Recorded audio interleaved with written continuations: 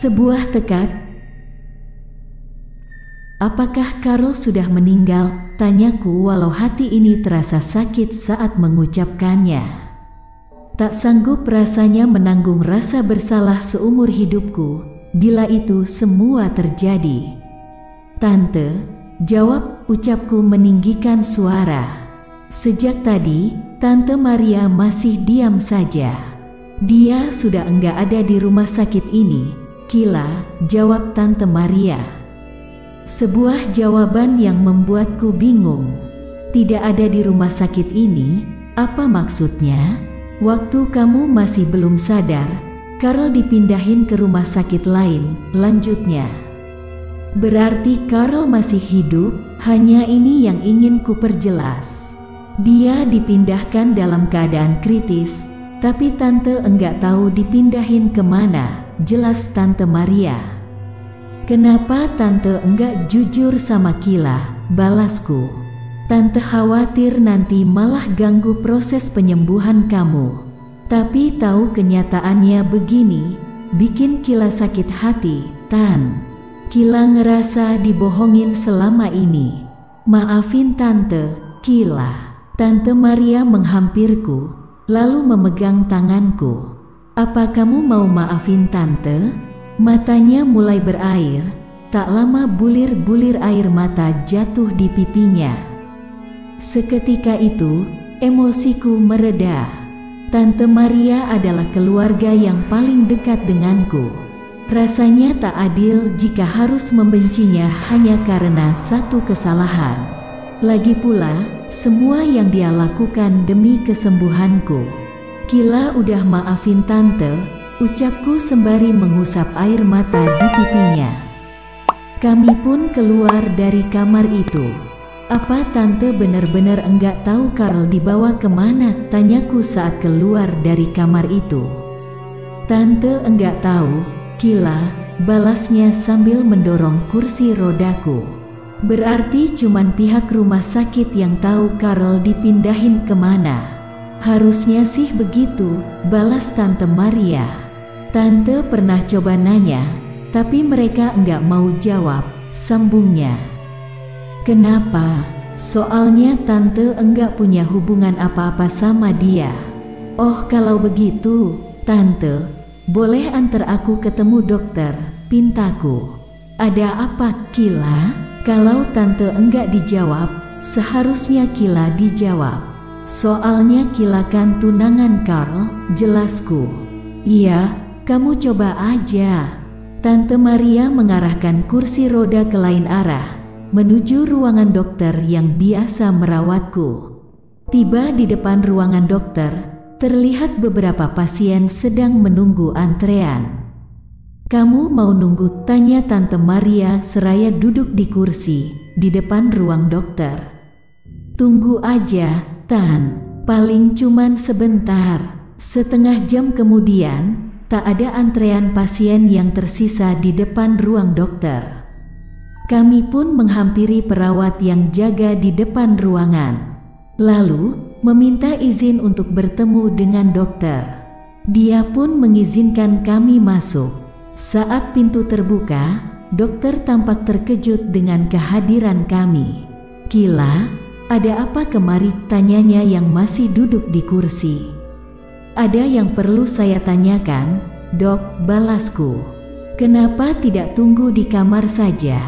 Nanti saya ke sana, balasnya.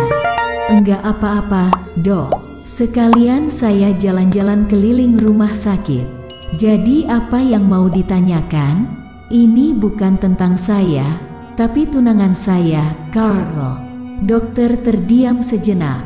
Jelas sekali kulihat matanya melirik ke arah Tante Maria. Dia udah tahu, ucap Tante Maria memecah keheningan.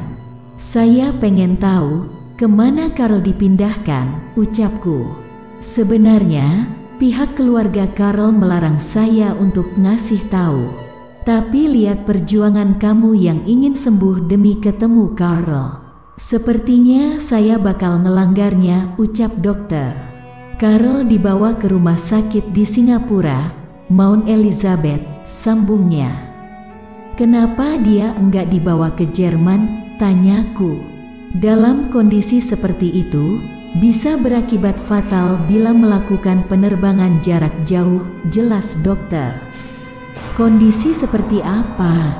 Dia masih tak sadarkan diri, akibat pendarahan di bagian belakang kepala dan cedera pada sumsum tulang belakang, akibat benturan yang cukup keras. Apa kemungkinan terburuk yang terjadi, Dok?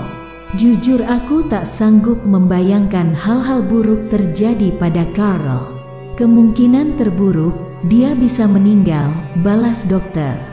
Dek, rasanya seperti ada pisau yang menghujam jantungku. Tapi, jika ditangani dengan baik, semua itu tidak akan terjadi. Hanya saja, walaupun berhasil sadar, dia akan mengalami sedikit gangguan.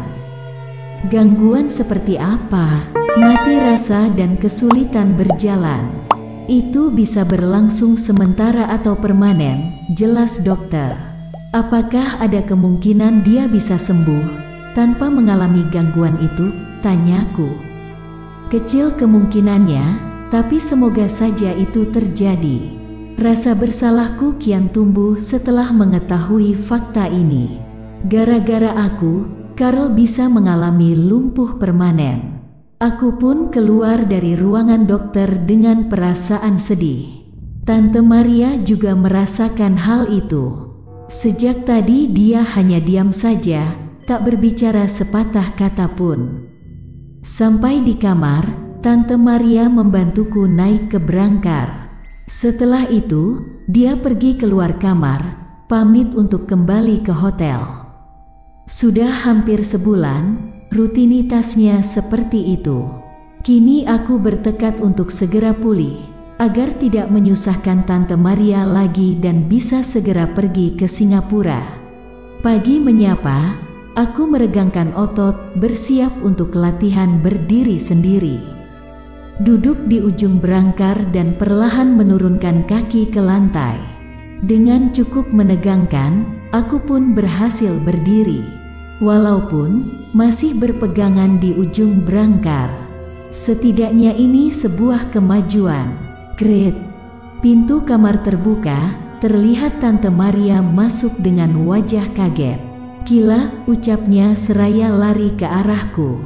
Kamu ini apa-apaan sih? Tante Maria memegang tubuhku. Kalau jatuh gimana? Jangan aneh-aneh deh. Tante Maria lanjut mengomel. Iya, Tan. Kila cuman pengen cepet sembuh aja. Balasku seraya duduk di ujung brangkar. Enggak begini juga, Kila. Bahaya. Tapi kan Kila enggak kenapa-napa, balasku tersenyum. Ah, susah deh kalau Tante kasih tahu. Tante Maria cemberut.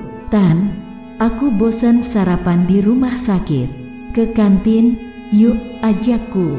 Pakai kursi roda kan? Iya, masa jalan kaki? Bisa oleng entar, Kila.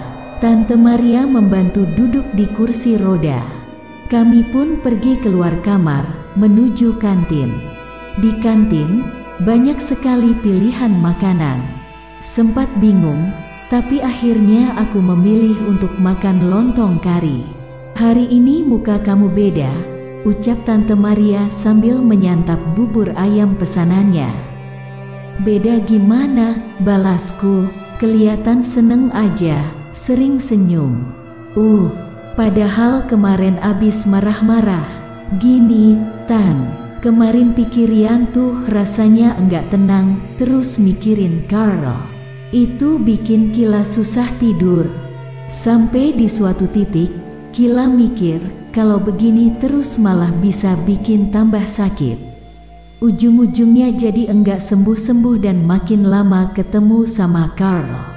Jadi sekarang Kila enggak kau berpikir macem-macem, fokus untuk penyembuhan dulu, jelasku. Iya, itu yang Tante maksud kemarin. Kamu harus fokus ke penyembuhan dulu, balas Tante Maria. Lagian, Tan, aku juga enggak tega lihat Tante sebulan ini tinggal di hotel. Ah, enggak usah dipikirin. Tante sih enggak apa-apa. Kami pun lanjut mengobrol sambil menyantap sarapan masing-masing. Setelah itu, kembali ke kamar untuk beristirahat dan bersiap-siap untuk terapi. Bersambung. Makin menarik dan penasaran dengan cerita selanjutnya kan? Terus pantengin channel Asal Gawe. Jangan lupa like, komen, subscribe, dan bagikan, serta tonton video lainnya. Salam sehat dan sukses untuk semua.